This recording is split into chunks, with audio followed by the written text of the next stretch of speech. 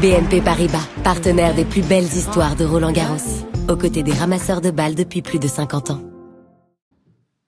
Novak, congrats for your 100 tour title, tour level title in Geneva last week, and yesterday a day with a lot of emotions coming back here after winning the gold medal last summer and also taking part in Rafa's ceremony. So just give us your thoughts about these three incredible things that have happened. Yeah, exactly. I mean, it was a busy day yesterday and a very nice, wonderful day.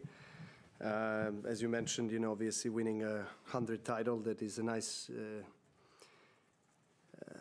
milestone, of course, and definitely much needed for my game and confidence level coming into Roland-Garros. Then coming here yesterday with memories of the locker room celebration last year after Olympic gold, of course, but primarily to celebrate Rafa's career and Rafa's achievements in this tournament. So it was a beautiful moment, really one of the nicest moments I've experienced on this court, really walking into the court with Federer and Murray alongside and being there for Nadal and experiencing all the glory of the yesterday's celebration of his career. You know, we were all happy for him because he absolutely deserved it, and I felt like, you know, last year's Roland-Garros, you know, he didn't know whether he was the last one or not, and then I didn't feel like he was getting a proper farewell even in the Davis Cup, so I think this was very fitting, a goodbye for such a legend.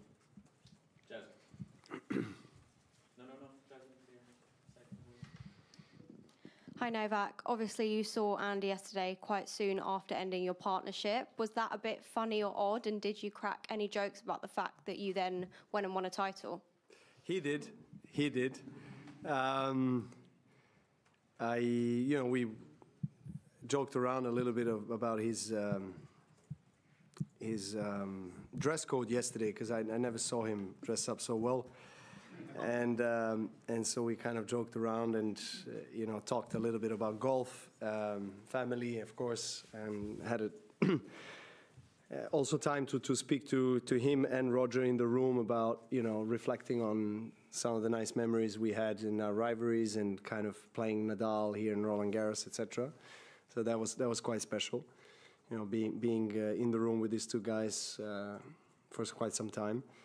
And in terms of the joke about the tournament, he did congratulate me, and he said, "Now that you have a proper coach, it's great. You're winning tournaments." So, you know, I don't know. I didn't take that as a joke.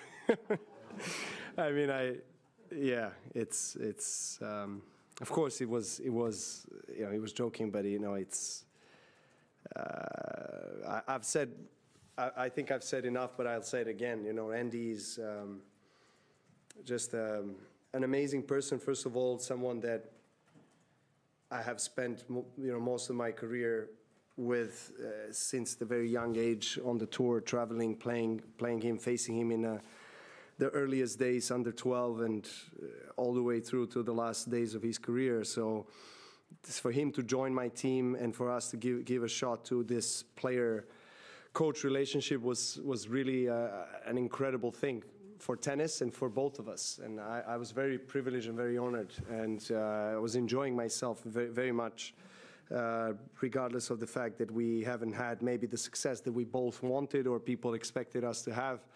But I still think that you know, I've learned things on the court with him. I've enjoyed my conversations with him about tennis, because I still think that he's one of the most brilliant tennis IQ guys out there. So and whoever he decides to work with next, if and when, you know, that player is going to be lucky, because you know, he has definitely a lot to share, a lot of great insights. So it just didn't work out between us in terms of results and in terms of what we were hoping for, and that's all there is to it. And personally, I actually enjoyed my time very much with him, and I feel like we have a closer relationship because of our working relationship in the last 4 or 5 months. Hi there, Novak. You made your respect for Andy very clear there. I just wonder, could you confirm and clarify, was it your decision to stop the relationship initially? It was mutual. Did you make the call? We both wanted to have a call and to speak. So we both were on the same page. So it was not, you know, his initiative or my initiative. It was both of us coming together and just saying, you know, I think we should stop here, and that's what it was. Hi, Novak. Hi. I thought it was interesting to hear you describe last week as much needed, and I'm wondering if you could explain why and how you hope that can affect you coming here. Well, the reason why is it's very simple. You know, I needed to win matches, and particularly on this surface, you know, for me at least, it doesn't maybe come as, you know, natural to play well from the blocks, so to say, from the very first tournaments of the season on clay. So I am the type of player that needs to get some matches under his belt before the big tournaments, like, of course, the biggest one being the Roland-Garros and being the biggest priority of this surface. So that's the biggest reason why I went to Geneva. Obviously, I have family there, so you know, I was feeling good off the court as well.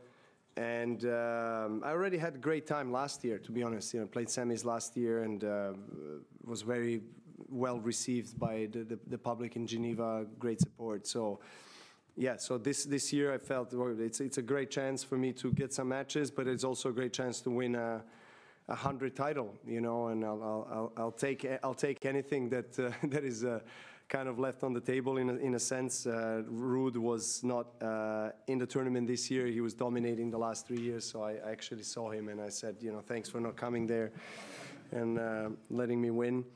So so yeah, I mean, it's a different feeling for me now than it was 2 weeks ago, 3 weeks ago, for sure. I mean, the way I'm striking the ball, it maybe not as too much of a difference because I feel like on practice sessions I was playing well even before, you know, Madrid tournament, but just, yeah, it happens if you lose a match or two consecutively and then, you know, you don't feel you have enough match play, you start to, you know, maybe doubt your game.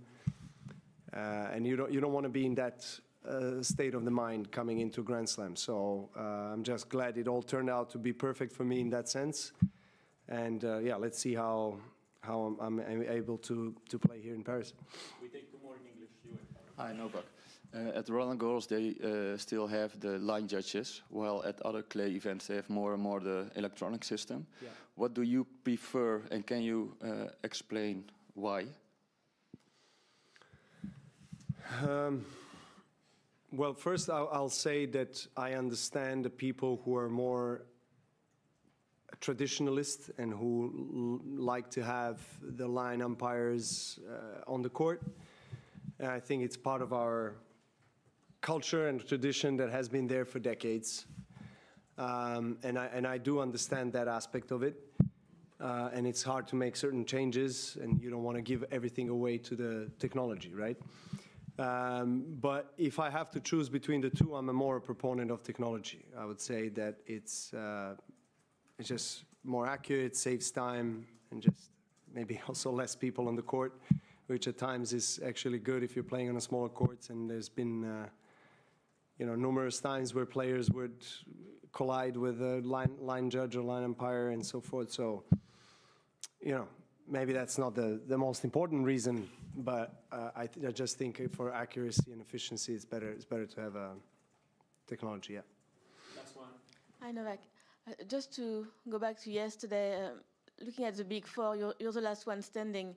You're seeing them, you know, go one by one. You've been at all the ceremonies. I'm just wondering, when you're in this moment, is it what does it mean to you? What does it feel? Because can you see the end of the road too? Is it weird to not having them around? And yeah, what does that feel? Well, I mean, honestly, I was thinking about my end of the road as well last night or yesterday when we were watching Rafa and having his speech, and, you know, particularly at those moments when we were in back room the three of us, and I was just, yeah, talking obviously to Federer and Murray about their goodbyes and, you know, reminiscing and reflecting on the rivalries. And of course, part of me is proud that I'm still there, that I'm still going, but at the same time, I was, and I still am, a bit sad that they're all gone, because, you know, those guys were one of my greatest motivations of why I competed so intensely and for so long. So, yeah, I mean, I do, as I said, I do think that Rafa deserved what he got yesterday in full intensity of its glory.